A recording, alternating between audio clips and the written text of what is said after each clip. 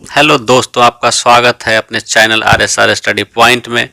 तो आज मैं आपके लिए साइंस का VVI क्वेश्चन का तीसरा सेट लेकर आया हूं, जो मैट्रिक बोर्ड परीक्षा 2021 के लिए बहुत ही महत्वपूर्ण है। तो दोस्तों, आप लोग सभी क्वेश्चंस को अच्छे से पढ़कर उसका जवाब दीजिएगा और लास्ट में कमेंट सेक्शन में जाकर बताइएगा कि आप लोग 20 प्रश्नों में से कितना सही किए।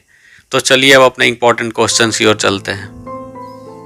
तो दोस्तों, पहला नंबर क्वेश्चन आपके लिए है, विभक्त वलय का उपयोग किस उपकरण में किया जाता है। आपके पास 4 ऑप्शन है। ऑप्शन नंबर ए विद्युत मोटर, ऑप्शन नंबर बी विद्युत जनित्र, option C ammeter, option D galvanometer. तो आपको बता दें दोस्तों कि इसका सही आंसर जो होगा ऑप्शन नंबर ए होगा, विद्युत मोटर। तो दोस्तों, क्वेश्चन नंबर 2 ये है कि यदि एक लंबी चुंबक को 3 भागों में काट दिया जाए तो उसमें ध्रुवों की कुल संख्या कितनी होगी। तो दोस्तों, आपको बता दें कि किसी भी लंबे चुंबक में 2 ध्रुव पाए जाते हैं, उत्तरी ध्रुव और दक्षिणी ध्रुव। तो अगर किसी लंबे चुंबक को हम, जैसे ये मान लीजिए लंबा चुंबक है, इसको हम लोग 3 भागों में अगर काट देंगे, पहला भाग आपका ये हो गया, दूसरा भाग ये हो गया और तीसरा ये। तो गौर कीजिए, हर चुंबक में अब 2-2 ध्रुव आपका दिखने लगा है। तो कुल मिलाकर आपके पास ध्रुवों की संख्या कितनी होगी दोस्तों? तो 6 इसका सही आंसर हो जाएगा, option number D. Question number 3 है दोस्तों, विद्युत और चुंबकत्व के परस्पर संबंध को सबसे पहले किस वैज्ञानिक ने प्रमाणित किया था। आपके पास 4 ऑप्शन है। ऑप्शन ए ऑस्टर्ड, option B Faraday, option C Fleming, option D Ampere. तो आपको बता दें दोस्तों कि ये सबसे पहले किस वैज्ञानिक ने प्रमाणित किया था, तो ऑस्टर्ड, ऑप्शन नंबर ए आपका सही होगा। तो क्वेश्चन नंबर 4 है आपके सामने, AC मोटर की कुंडली के दोनों सिरों पे कैसी रचना होती है। इसमें आपके पास 4 ऑप्शन है। ऑप्शन ए अर्ध वलयाकार, ऑप्शन बी पूर्ण वलयाकार, ऑप्शन सी कोई भी इन दोनों में से, या ऑप्शन डी आयताकार रचना। तो आपको बता दें दोस्तों कि इसमें जो इसका रचना होता है वो पूर्ण वलयाकार होता है। तो आपका ऑप्शन नंबर सी सही होगा। क्वेश्चन नंबर 5 है, व्यावसायिक मोटरों में किस प्रकार के चुंबक का उपयोग होता है। आपके पास 4 ऑप्शन है। ए है स्थायी चुंबक, बी विद्युत चुंबक, सी सामान्य छड़, या डी नाल चुंबक। तो आपको बता दें ऑप्शन नंबर बी विद्युत चुंबक इसका सही जवाब होगा। 6 नंबर क्वेश्चन है, चुंबकीय बल रेखाएं किनके द्वारा खींची जा सकती है। ऑप्शन ए है लोहे के बुरादे द्वारा, ऑप्शन बी दिक्सूचक द्वारा, ऑप्शन सी ए और बी दोनों, या डी इनमें से कोई नहीं।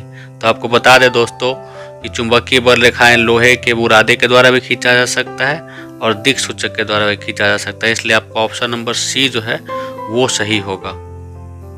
चुंबकीय क्षेत्र की तीव्रता का मात्रक क्या है, ये आपका क्वेश्चन नंबर 7 है दोस्तों। चुंबकीय क्षेत्र की तीव्रता का मात्रक क्या है। आपके पास ऑप्शन नंबर ए है ऑस्टर्ड, बी है टेस्ला, सी है ए और बी दोनों, या डी इनमें से कोई नहीं। तो आपको बता दें दोस्तों कि ऑप्शन ए और बी, आपका ऑप्शन नंबर ए में है ऑस्टर्ड और बी में है टेस्ला, तो दोनों इसकी क्षेत्र की तीव्रता का मात्रक कहलाता है।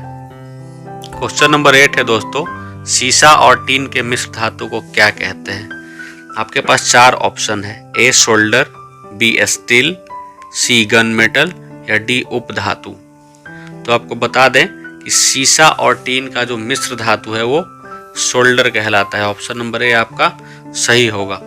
ध्यान दीजिएगा आप लोग कि कभी कभी आपको ये भी क्वेश्चन दे सकता है कि शोल्डर क्या है, मिश्र धातु है, उपधातु है, या कोई कुछ और है।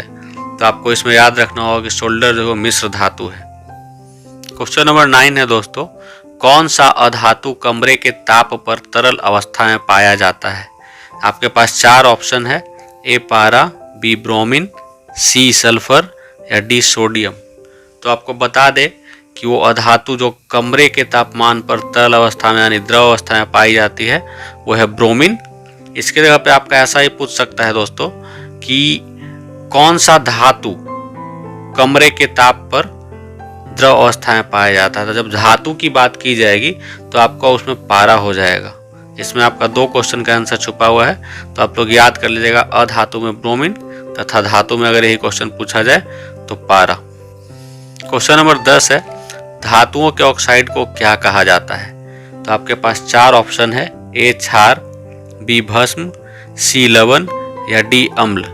तो आपको इसमें सही आंसर बता दे दोस्तों कि धातुओं के ऑक्साइड को भस्म कहा जाता है। आपका ऑप्शन नंबर बी सही होगा। क्वेश्चन नंबर 11 है, निम्नलिखित में से कौन सा अधातु चमकीला होता है? आपके पास 4 ऑप्शन है, ए सिल्वर, बी कार्बन, सी आयोडीन या डी ब्रोमीन। तो आपको पता होना चाहिए कि वो धातु जो चमकीला होता है वो आयोडीन होता है, इसलिए आपका ऑप्शन नंबर सी सही जवाब होगा। क्वेश्चन नंबर 12 है आपके सामने, आभूषण बनाने वाला सोना कितना कैरेट का होता है? इसमें आपका 4 तरह का कैरेट दिया गया है, जिसमें ऑप्शन नंबर ए में है 22 कैरेट, बी 24 कैरेट, सी 16 कैरेट तथा डी 18 कैरेट। तो आपको इसमें बता दें कि जो ऑप्शन नंबर ए है 22 कैरेट, तो 22 कैरेट से ही किसी भी सोना का आभूषण बनाया जाता है, क्योंकि अगर हम 24 कैरेट का सोना लेंगे तो उससे अपना इच्छा अनुसार नहीं बना सकते हैं आभूषण। उसमें मतलब हम लोग उसका एक सही आकृति नहीं दे सकते हैं, इसलिए 22 कैरेट का हम लोग लेते हैं सोना, ताकि अपने मनपसंद आकृति को उससे दिया जा सके, क्योंकि 22 कैरेट के सोना में 24 कैरेट की अपेक्षा अधिक कठोरता होती है। क्वेश्चन नंबर 13 है, लोहे को संक्षारित होने से कैसे बचाया जाता है? ऑप्शन ए है क्रोमियम के लेपन द्वारा, बी एनोडीकरण द्वारा, सी पेंट करके या डी यसद लेपन द्वारा। तो आपको बता दें कि किसी भी लोहे में संक्षारण यानी जंग लगने से हम लोग पेंट करके भी बचा सकते हैं, लेकिन इसका सबसे बेहतर तरीका है, सबसे लंबा टाइम तक संक्षारण से बचाने के लिए हम लोग यसद लेपन करते हैं, जो कि जस्ता का उसमें लेपन चढ़ाया जाता है, जिसको हम लोग जस्तीकरण या यसदीकरण भी बोलते हैं। तो आपका ऑप्शन नंबर डी जो है इस क्वेश्चन के लिए सही आंसर होगा। क्वेश्चन नंबर 14 है दोस्तों, निम्नलिखित में से मिश्र धातु कौन है? तो आपको इसमें 4 ऑप्शन के कौन कौन है। ऑप्शन ए में है हाइड्रोजन, बी है ऑक्सीजन, सी पीतल या डी तांबा। तो आपको इसमें से चुनना है कि मिश्र धातु कौन है। तो आपको बता दें कि हाइड्रोजन जो है वो आपका गैस है, ऑक्सीजन भी गैस है और तांबा जो है वो धातु है। तो बच गया आपके पास ऑप्शन नंबर सी पीतल। तो पीतल ही मिश्र धातु है। पीतल किसका किसका मिश्र धातु है, ऐसा ही पूछा जा सकता है। तो आपको बताना है कि पीतल जो है तांबा और जस्ता का मिश्र धातु होता है। क्वेश्चन नंबर 15 है, वृद्धि हार्मोन किस ग्रंथि से स्रावित होती है? Option A pituitary, option B thyroid, option C adrenal तथा ऑप्शन डी इनमें से सभी। तो आपको बता दें इसका सही आंसर ऑप्शन नंबर ए होगा पिट्यूटरी ग्रंथि। आपका पिट्यूटरी ग्रंथि से दोस्तों एक क्वेश्चन और पूछा जा सकता है कि हमारे शरीर की सबसे छोटी ग्रंथि कौन सी है?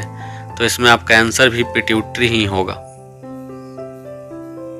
क्वेश्चन नंबर 16 है, अग्नाशय क्या स्रावित करता है?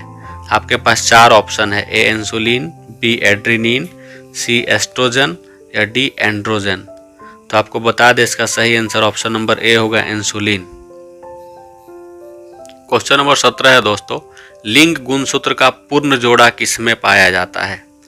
तो ऑप्शन नंबर ए है पुरुष में, ऑप्शन बी स्त्री में, ऑप्शन सी दोनों स्त्री और पुरुष दोनों में या ऑप्शन डी किसी में नहीं। तो आपको बता दें कि पुरुष में जो गुणसूत्र पाया जाता है वो होता है XY और स्त्री में पाया जाता है वो होता है XX।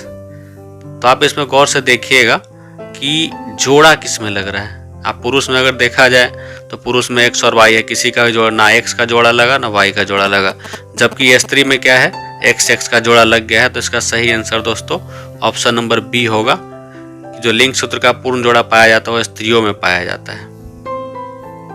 क्वेश्चन नंबर 18 है, DNA कहाँ उपस्थित होता है? ऑप्शन ए लाइसोसोम में, ऑप्शन बी गोल्गी कॉय में, सी केंद्रक में या डी अमाशय में। तो आपको बता दें ऑप्शन नंबर सी जो इसका है केंद्रक में, ये सही आंसर होगा। कभी कभी आपका ऐसा ही पूछ सकता है डीएनए के बारे में कि डीएनए का फुल फॉर्म क्या होता है। तो इसका शायद दोस्तों डिऑक्सी राइबो न्यूक्लिक एसिड होता है, तो आप इसको याद कर लीजिएगा। क्वेश्चन नंबर 19 है दोस्तों कि गर्भपात की सुरक्षित अवधि कितनी मानी जाती है? ए 3 महीना, बी 5 महीना, सी 4 महीना या डी 6 महीना। तो आपको पता होना चाहिए कि जो गर्भपात का सुरक्षित अवधि है वो 3 महीना माना जाता है, इसलिए आपका ऑप्शन नंबर ए सही उत्तर होगा। तो क्वेश्चन नंबर 20 है दोस्तों और ये आखिरी क्वेश्चन है आज के सेट का। तो आपको इसमें क्वेश्चन पढ़ के बताते हैं क्या है। असुरक्षित संभोग के बाद अंडाणु को निषेचित होने से कैसे रोका जा सकता है? ए लूप के द्वारा, बी कंडोम के द्वारा, सी डायफ्राम के द्वारा या डी अनवांटेड 72 के द्वारा। तो आपको बता दें दोस्तों कि इसका जो सही आंसर होगा वो अनवांटेड 72 होगा। ई में इसलिए आंसर इसका सही जो होगा वो आपका ऑप्शन नंबर डी होगा। तो दोस्तों आज का साइंस का 20 VVI क्वेश्चंस का सेट कंप्लीट हुआ। तो हम लोग मिलेंगे अब अगले वीडियो में फिर से दोबारा।